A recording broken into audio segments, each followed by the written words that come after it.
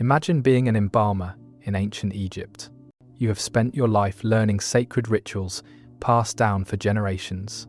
Your duty is to honor the dead, to prepare them for eternity, to follow every sacred law. But this night is different. Before you lies the body of a queen, the pharaoh's wife, adorned with jewels now lifeless in the flickering light. Instead of respecting her in death, you are ordered to do something unthinkable, something that violates every sacred boundary you swore to protect. You must preserve her body in a way that is not holy, but profane. The command does not come from ignorance, it comes from tradition itself, and the reason is darker than anything you have ever imagined. This is not a myth. It is a glimpse into the hidden reality of ancient Egypt. We think of Egypt as pyramids, golden treasures, and mighty pharaohs who defied time. But beneath that image lies another world, a world almost erased by history, a world where sexuality was more than desire, it was ritual, politics, and power. It was tied to the gods, to fertility, to the very flooding of the Nile. It was believed that intimacy could decide the fate of a kingdom, and in that belief, horrific practices were born. Practices that blurred the line between worship and violation. Practices so extreme that when archaeologists uncovered the evidence, they tried to bury it again. Artifacts were smashed, texts were censored, wall paintings were covered over. Why? Because the truth was too disturbing, even for scholars. The story of ancient Egypt is not just a tale of monuments and glory, it is also a story of hidden rituals, of sacred acts turned into instruments of power, and to uncover it, we must walk through the darkest chambers of history. To the ancient Egyptians, sex was never just a private act. It was a cosmic force that linked mortals to the gods. Every embrace, every union, was believed to echo the divine creation of the world. The pharaoh himself was more than a king. He was a living god, chosen by the gods to rule, and his sexuality was proof of divine power.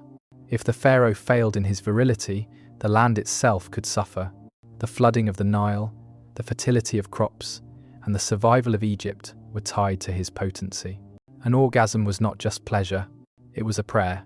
Every position, every ritual was believed to feed the cosmos with energy. Texts describe ceremonies where the pharaoh performed acts before priests to renew creation.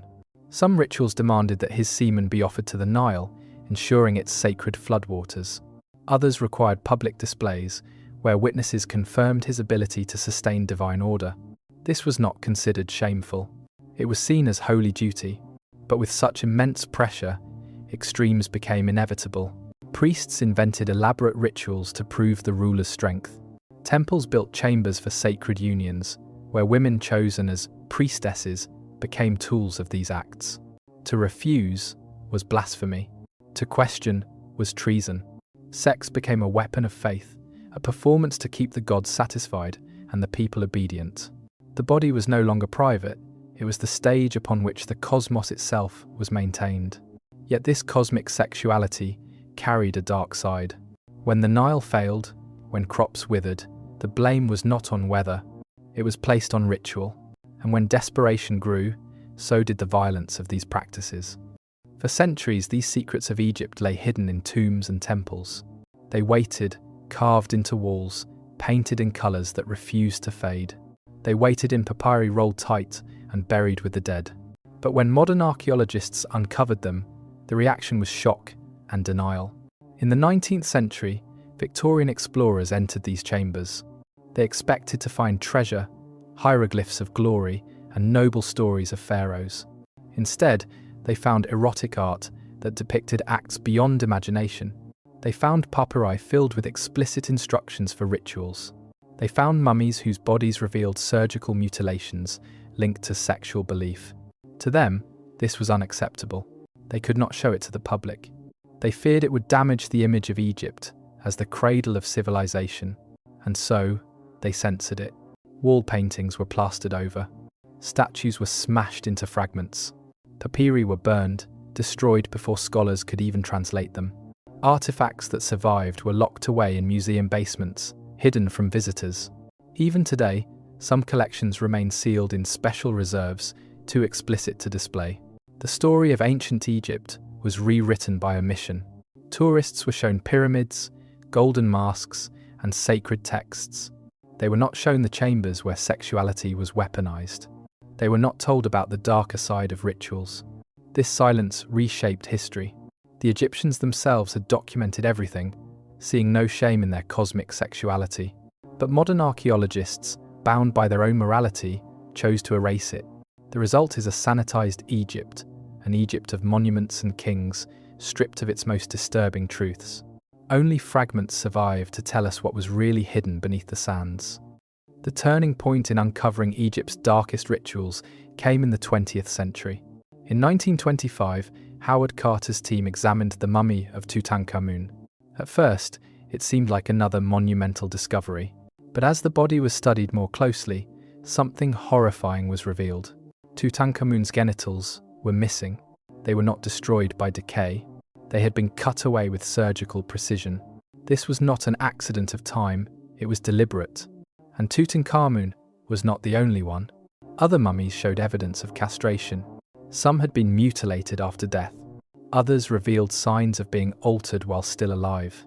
Priests and embalmers had reshaped the bodies of kings and elites. The purpose was rooted in belief. Texts describe perfecting the body for the afterlife. To serve the gods eternally, one's body had to be prepared in specific ways. Sometimes this meant adding enhancements. Other times it meant removing what was considered impure. The most intimate parts of the body became tools of ritual.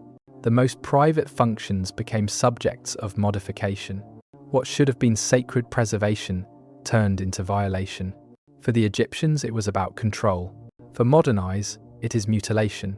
The discovery of Tutankhamun's missing genitals forced archaeologists to confront a terrifying truth. Sexuality in Egypt was not only ritualized in life, it was imposed in death.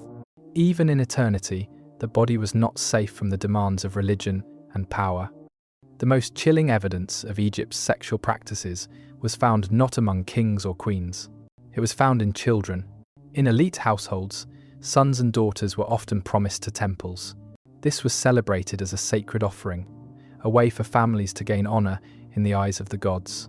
But behind the veil of holiness, it was exploitation in its purest form. Children as young as 6 were taken from their homes. Once inside the temple walls, their childhood was over. They were treated not as children, but as sacred property. Priests controlled their diet, keeping their bodies thin and fragile. They were conditioned into silence and obedience, punished if they resisted. They were trained to participate in rituals that blurred the line between devotion and abuse. Some were told their suffering pleased the gods. Others were assured their pain was a blessing for their families. Slaves and captives were also added to this system, purchased specifically for exploitation. For the priests, this was duty. For wealthy patrons, this was privilege. For society, it was a tradition too dangerous to question. Mortality rates were catastrophic. Archaeological studies suggest that nearly 3/4 of these children died young. Injuries, disease, and neglect claimed them before they reached adulthood. Those who survived bore lifelong scars, physical, emotional, and spiritual. Yet the system endured for centuries. It was justified as holy. It was disguised as worship. And so, entire generations of children were sacrificed on the altar of ritual power. Among all the rituals of ancient Egypt, none shocked foreign visitors more than the Feast of Drunkenness. This was not a small ceremony. It was a massive festival that lasted for days, sometimes a full week. It was inspired by the myth of the goddess Sekhmet, the lion-headed bringer of destruction. According to legend, Sekhmet once nearly destroyed humanity in a frenzy of bloodlust. To calm her, the gods brewed beer mixed with hallucinogens and poured it across the land. Sekhmet drank, became intoxicated, and forgot her rage. From this story came the ritual. Once a year, Egyptians would attempt to reenact the myth. Beer was brewed in enormous quantities, often laced with drugs. Temples prepared vats large enough to intoxicate entire communities. When the festival began, every barrier of society was torn down. Men and women, nobles and peasants, even slaves and children joined together. All drank until they collapsed in stupor. Music pounded, chants filled the air, and boundaries dissolved.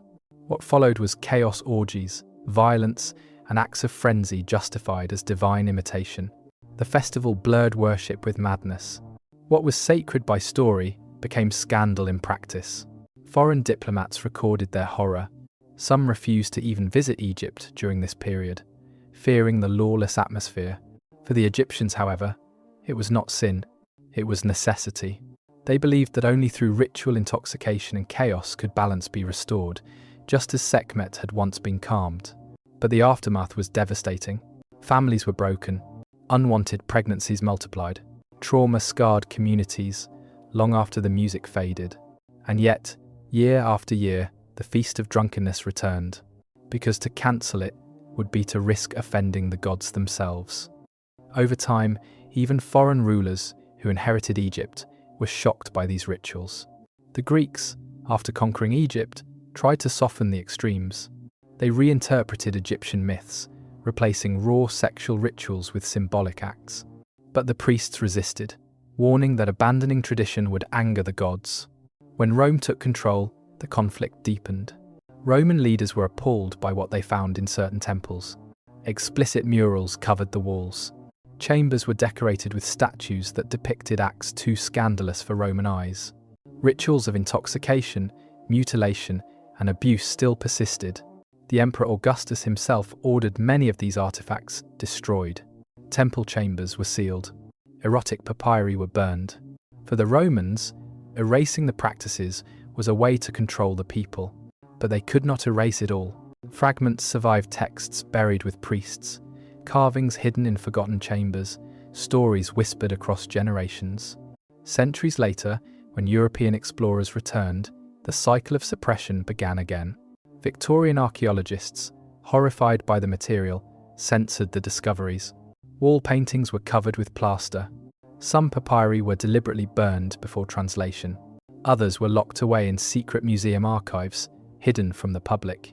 Even today, certain collections in Cairo, London, and Paris remain sealed in special reserves. The official story of Egypt became pyramids, pharaohs, and treasure. The darker truth of exploitation and ritual abuse was buried once again. History was rewritten not by Egyptians, but by outsiders too ashamed to face what they had uncovered. For 3,000 years, sexuality in Egypt was more than private life. It was ritual. It was politics. It was a tool of power, weaponized against the weak.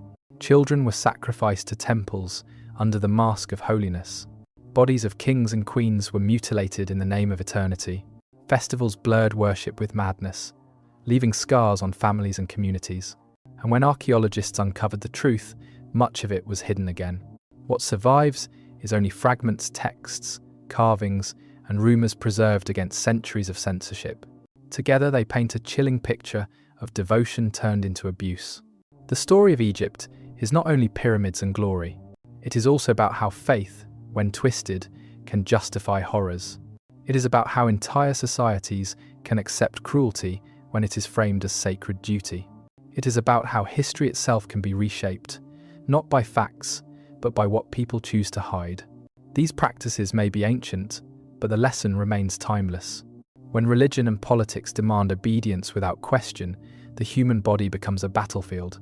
When shame erases truth, the same mistakes are destined to repeat. The legacy of ancient Egypt is both magnificent and terrifying, and to understand it fully, we must not only admire the pyramids, we must also face the shadows cast by their stones.